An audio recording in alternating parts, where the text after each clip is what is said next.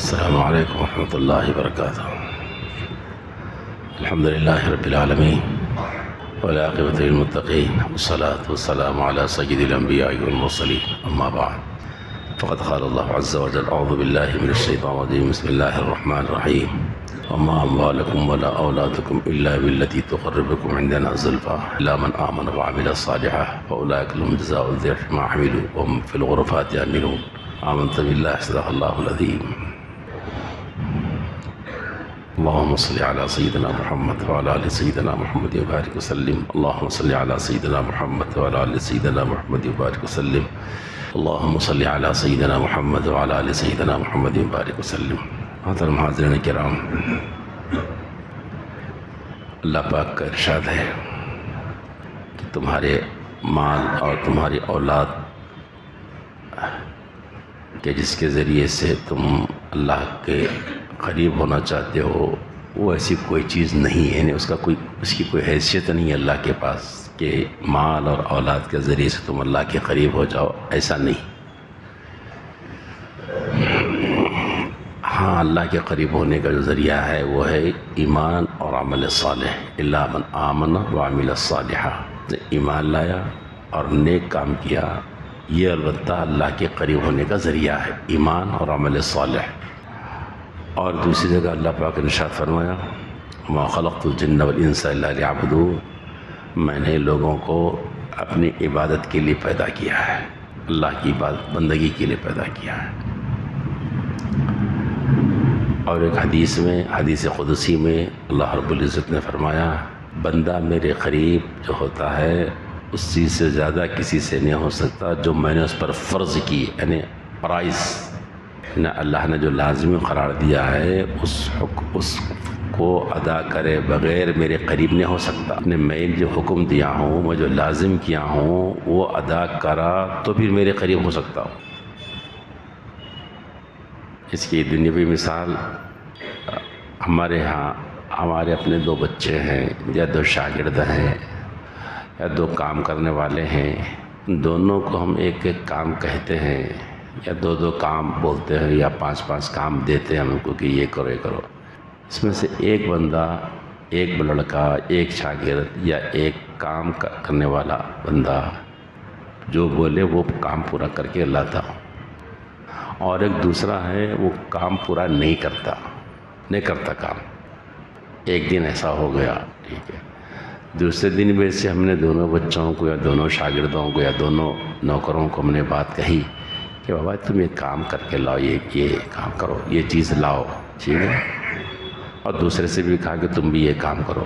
لیکن جیسے گزشتہ ہوا ویسے آج بھی ایک نے تو کیا جو کل کیا تھا، اس نے اسی نے آج بھی کیا، شاگرد ہو یا بیٹا ہو یا بیٹی ہو یا نوکر ہو، اور دوسرے نے بدستور نہیں کیا جو کل نہیں کیا تھا آج بھی نہیں کیا۔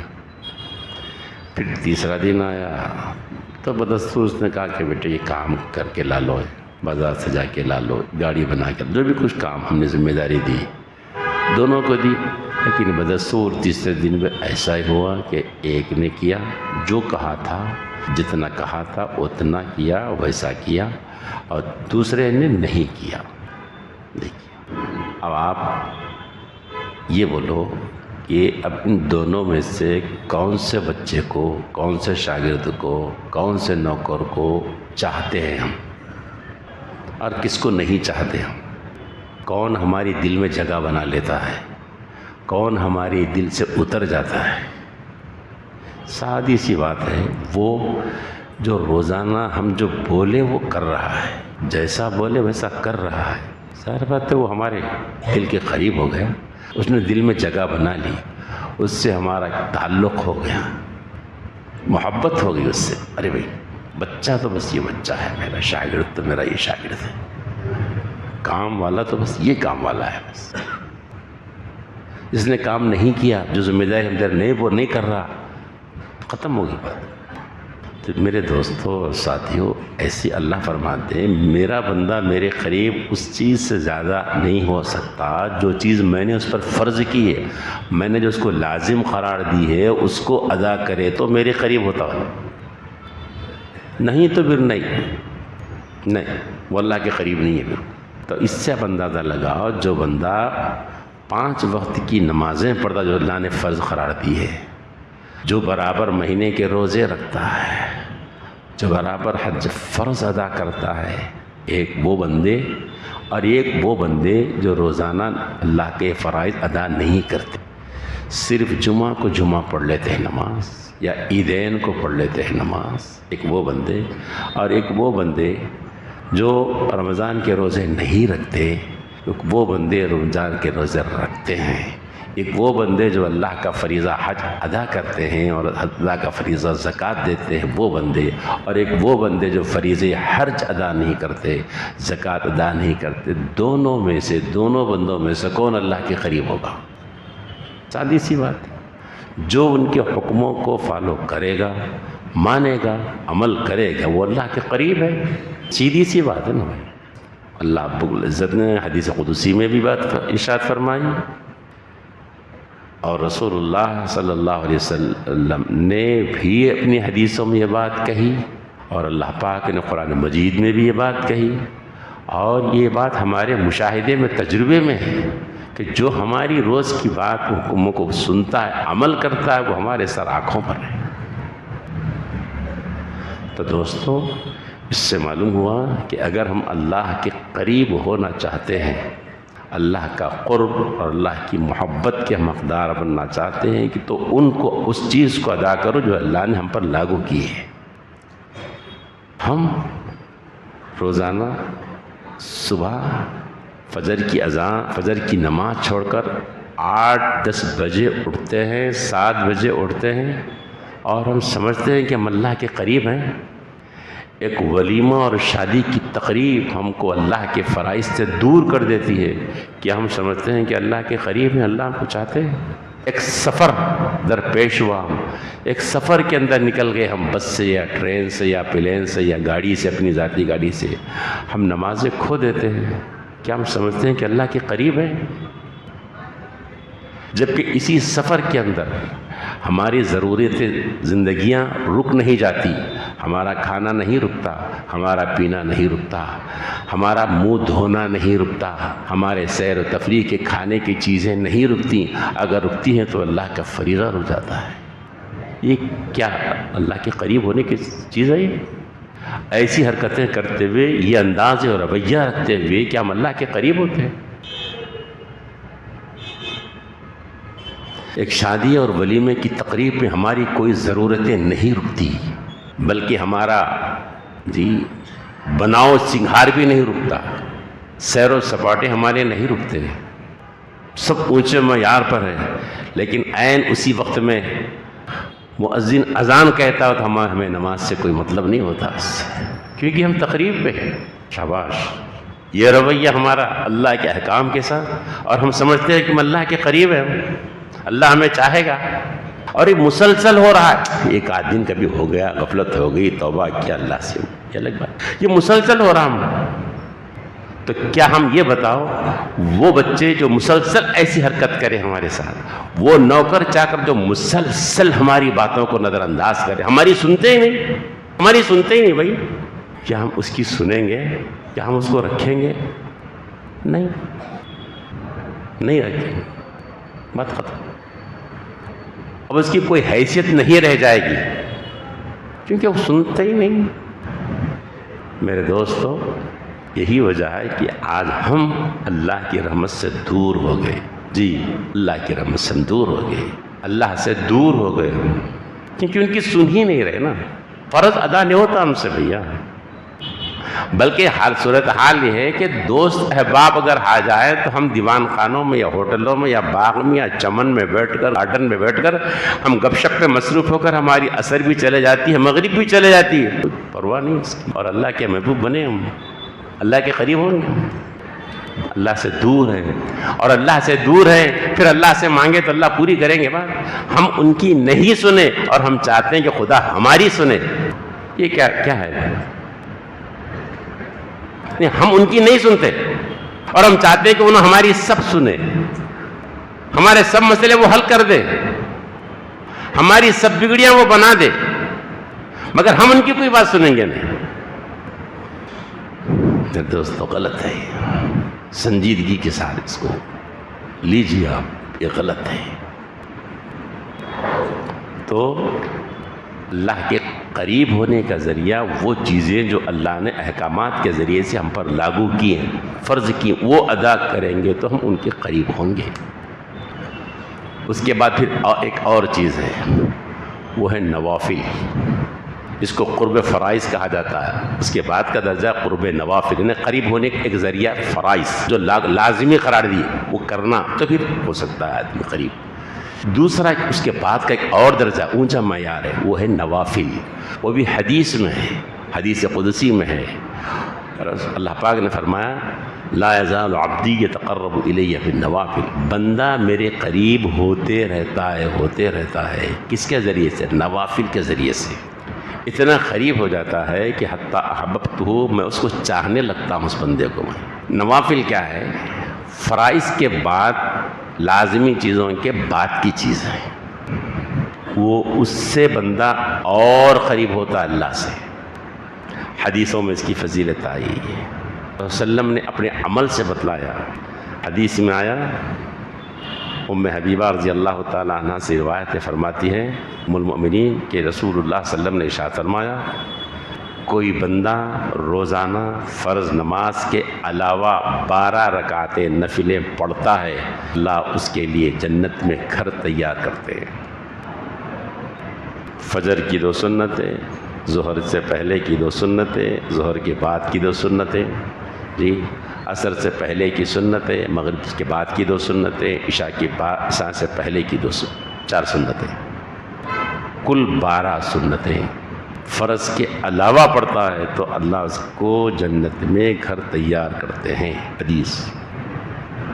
اور ایک حدیث میں رسول صلی اللہ علیہ وسلم نے فرمایا رحم اللہ عمران صلی قبل العصر 4، اللہ اس آدمی پر رحم فرمائے، اللہ کی رحمت اس بندے پر جو عصر کی نماز سے پہلے کی 4 رکعت سنتیں پڑھتا ہے۔ اور حدیث میں ہے رسول اللہ صلی اللہ علیہ وسلم نے فرمایا رکعتا الفجر، فجر کی نماز، فرض نماز سے پہلے کی 2 سنتیں، دنیا اور اس میں جو کچھ اس سے بہتر ہے اللہ کے نزدیک۔ یہ سنتوں کی فضیلت، یہ نوافل کی فضیلت حدیثوں میں بیان کی گئی، رسول اللہ صلی اللہ علیہ وسلم نے اپنے عمل سے اس کا مظاہرہ کیا۔ لیکن آج ہم فرض بھی پڑھ لیں تو بڑی بات ہو گئی، حتیٰ کہ جمعہ جیسے مقدس دن میں، یہی نہیں عام اس وقت لوگ اتنی بزی ہو گئی آج امت، یہ سید الایام جس کو کہا گیا دنوں کا سردار، جمعہ کی فضیلت بیان کی گئی، جی لیکن اس دن بھی لوگ دوڑتے بھاگتے ہانپتے کانپتے آتے ہیں اس وقت میں جبکہ خطبہ جمعہ شروع ہو رہا ہو اور مؤذن اقامت کے مقام پر پہنچ چکا، دوڑتے بھاگتے آ رہے ہیں۔ دنیا کے بہت بزی لوگ ہو گئے آج، بہت مصروف لوگ ہو گئے، بہت نہیں عید المؤمنین جیسا دنوں کا سردار بابرکت دن جمعہ کا دن، اس دن بھی اس امت کے بڑے طبقے کو مؤذن کی اذان سے پہلے نہ مسجد میں آنے کی توفیق نہیں۔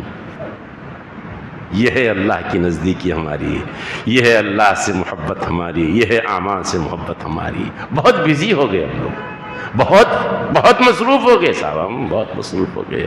اذان کہنے والا کہنے دو صاحب، ہم بزی ہیں، مصروف ہیں، ہم بہت مصروف۔ جی خطبے کے لیے اذان کہی جا رہی، بھاگے آ رہے ہیں ہم لوگ، بھاگے آ رہے ہیں۔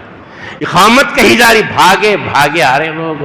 ارے صاحب اتنی جلدی جماعت ٹھہر جا رہی، ارے کیا ہے تھوڑا 5 منٹ ٹھہرنا، نہیں تھوڑا 15 منٹ ٹھہرو آپ، ٹھہرو تھوڑی دیر، 5 منٹ نہیں 15 منٹ ٹھہرتے بھی، ٹھہرو آپ، ٹھہرو، جاؤ واش روم جاؤ، نہاؤ، غسل کرو، جاؤ ادھر لگاؤ، کپڑوں کو لگاؤ۔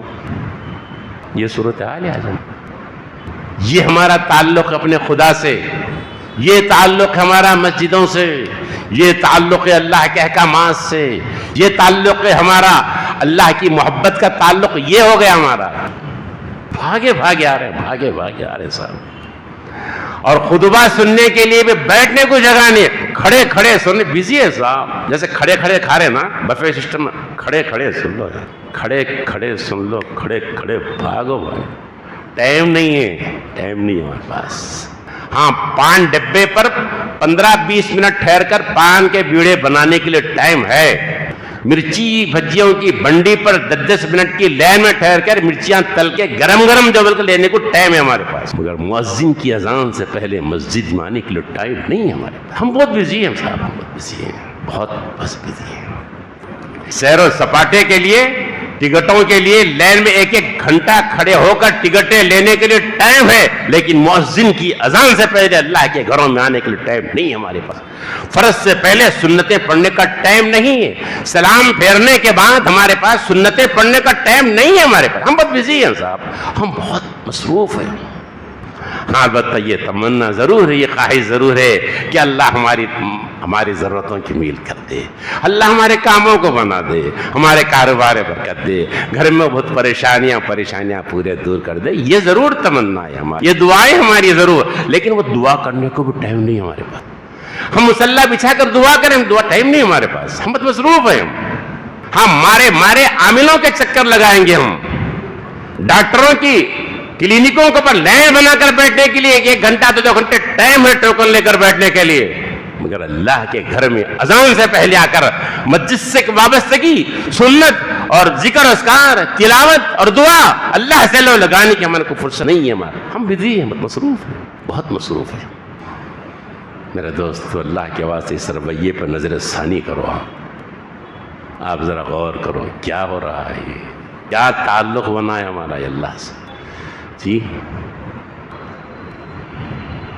اللہ کے قریب ہونا چاہتے ہیں تو فرائض اور پھر نوافل, اس کے ذریعے سے بندہ اللہ کے قریب ہوتا ہے. یاد کرو صحابہ کے واقعات کو, آپ پڑھو نا, حیات الصحابہ پڑھو آپ زندگیوں.